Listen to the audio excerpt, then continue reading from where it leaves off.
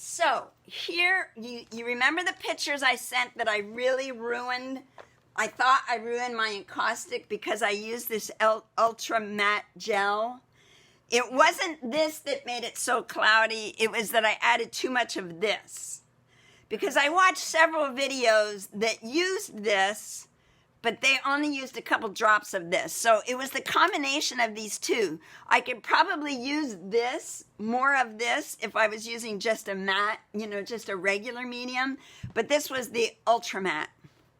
So that didn't work so good. But not all is lost. This was the one that, and it also helps that I put them on board because I was doing these just as little samples.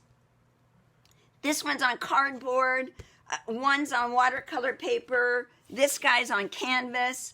So I just wanted to kind of play with the different surfaces, but it's a lot easier if you do this and you work it on, do it on a cradle board or a canvas or something that you have a flat surface. This is really, really ripply. So when it comes to laying down any mediums, I'm not going to get a really smooth finish. Now, that being said, if you want to get the really nice, smooth, like completely smooth finish, you want to use the golden, I think it's just a regular gel medium that you can pour. Because you pour that on, you spread it out and it self-levels. Now, I don't have that. So no matter how much I try to smooth it out, I'm not going to get that really smooth finish. But I'm okay with that. Just wanted you to know, if you really want that smooth, just where it just looks like a coating of wax on it, you'll want to get the regular gel medium. Or the regular matte medium, not gel. And it's Golden's matte medium. Liquitex matte, let me grab it. The matte medium in Liquitex is a fluid, and this is too watery. It's kind of in between this and a gel. It's almost like a pouring. You can just pour it on and smooth it out, and it self-levels. I want to show you a couple things. Okay, these started out really bright. And I was kind of with you, Joanne. I wasn't sure I wanted to cover them up because I kind of liked them. And I was very disappointed when this one got all completely obliterated. But here's a beautiful thing about encaustic, especially when you're working with the mediums, the acrylic mediums. You can just keep layering, put another coat, layer, put another coat. I mean, on this one, I have lots of things going on down here. And I can even still see the interference, the golden, just a little bit of a glimmer. It's not even a glimmer. It's a really pretty golden luster coming through. And so what I did is I just kept on adding lines, marks, put a coat on. Add a few more papers, put another coat on. But what I did with this one that I wanted to show you is this one. The cold wax is oil-based, so you can put that over the acrylic.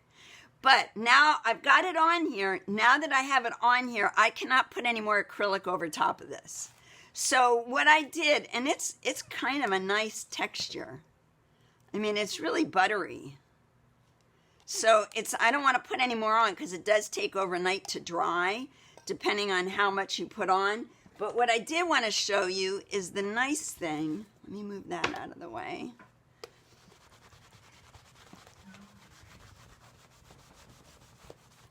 It gives you a nice shine that's an irregular shine that is not like is that showing up?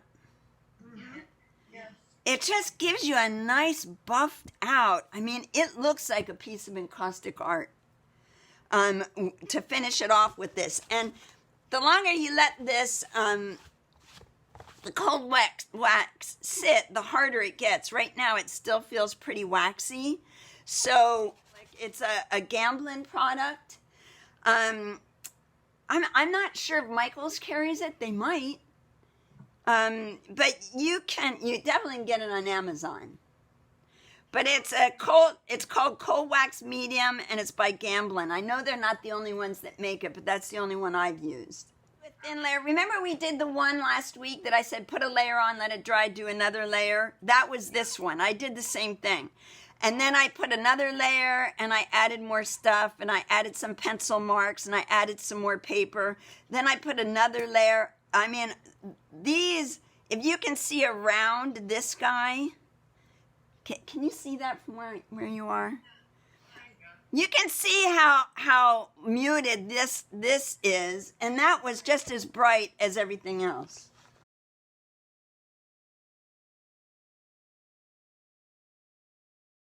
Yes, yes. And I did use a Stabilo.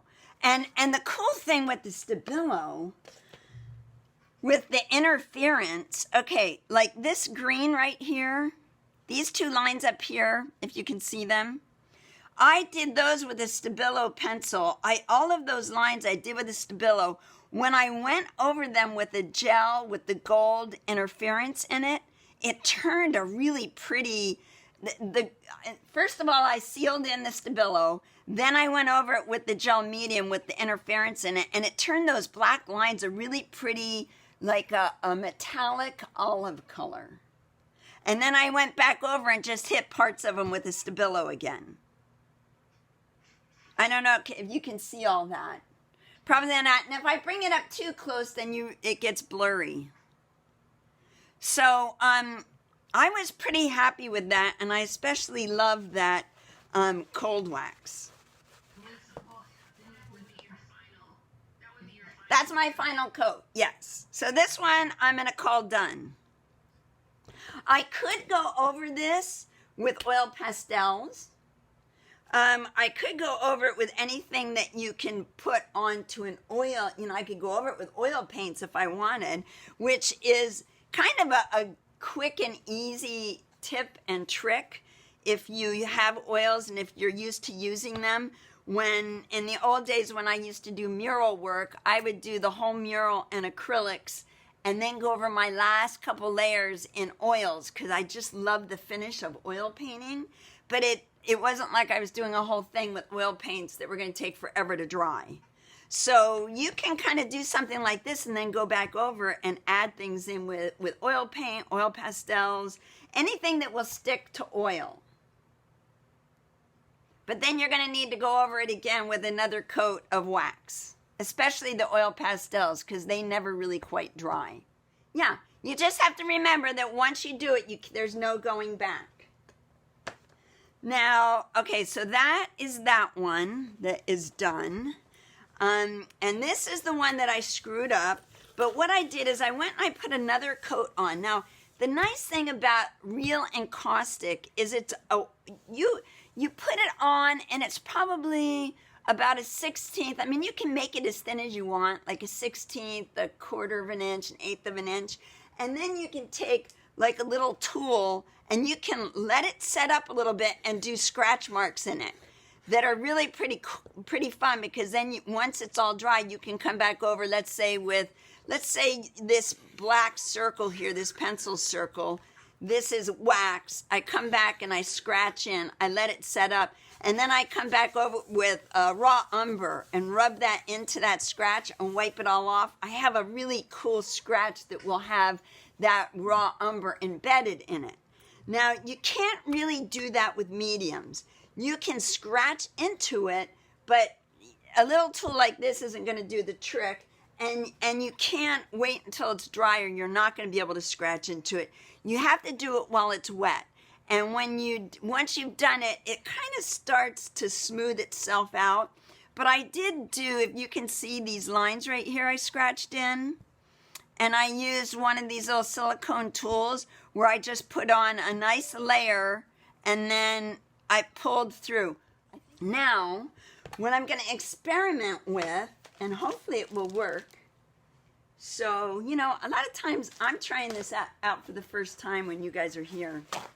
So, probably not a good plan, but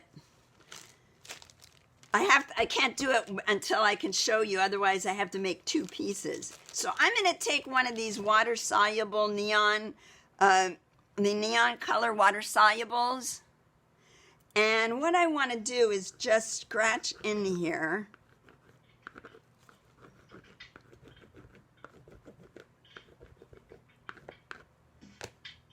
And then the water soluble.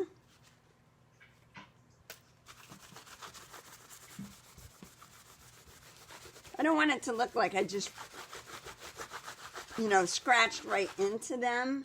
I also have these crazy things.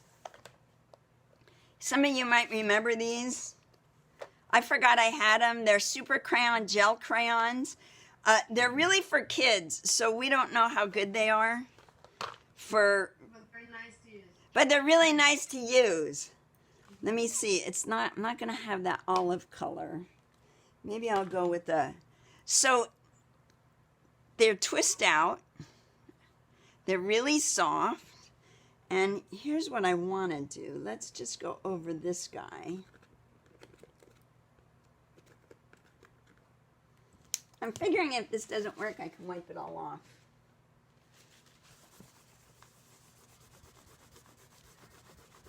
Nice.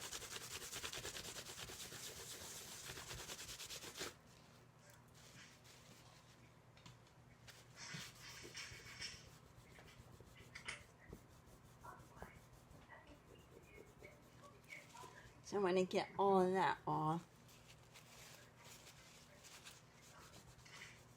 So you can still do those little ridges in there. I'm not sure I like that color that much, but you get the idea of what it is.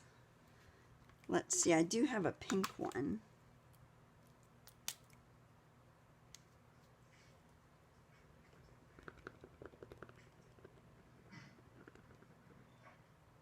That looks orange, doesn't it? I thought it was going to be a nice little salmon-y color.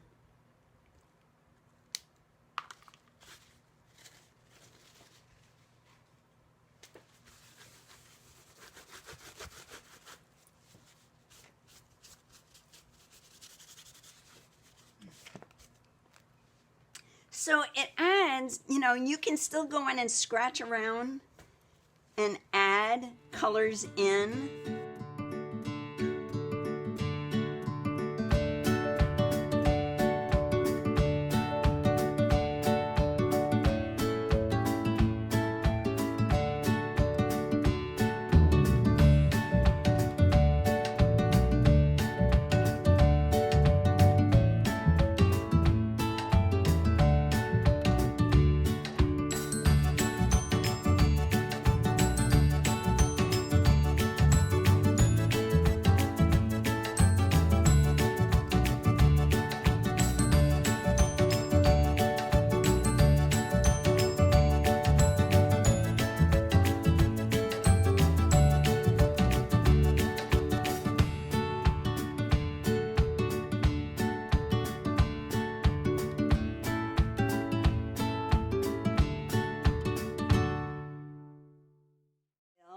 I mean, I could take, if I wanted, I could take another layer of the gel medium and go over top of this and maybe put in a little bit of a color with the gel medium.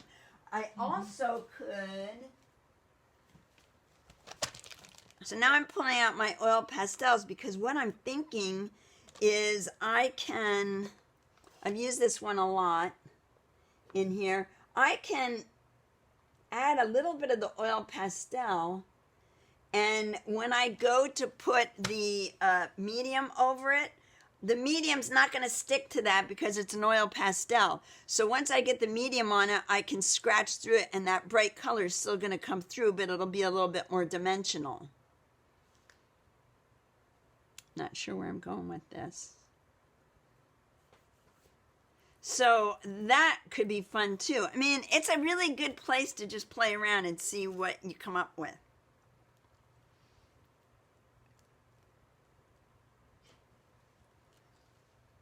So that is where I'm going with this one. I just wanted to talk to you about doing the little scratches in it. And again, you're going to want to use something like that has a soft point, You can use your color shapers to do it, something that's a little bit softer. You actually just could use the end of your paintbrush if you wanted to. So that is fun to play with. So when you're working on your pieces, the one that you did a couple layers on, keep doing layers on them and keep adding to it. Because I mean, the more I add to these, the more I like them. And I didn't think I was going to be able to, yesterday when I was working on these, I thought, well, I'm going to save these two. I'm not going to do anything to them. But when I look at this, I like that much better than this. So I'm going to probably go ahead and do the same type of thing and create a little series with these three. This guy may have to be a standalone. I'm not sure. And this is what I use because I like, I can't open the jar, but I like it. You know, it's very nice. It's very nice and creamy. However, when the next day when I woke up and it had covered everything, I read right here, it says, heavy body semi-opaque gel. So right there, I didn't read it to see that it was more opaque than not. Well, because it's more opaque, I guess the only way to explain it without knowing the chemicals in it, when it's more opaque, it's got a chalk in there that makes it white, that makes it not, you know, that makes it opaque. Well, then when I added in too much of this into that, it picked up more of this color and it made it more opaque. I could have probably done this with a gel that that's more transparent and had no trouble. But this matte, ultra matte, is more opaque. So the moral of this story is know your mediums.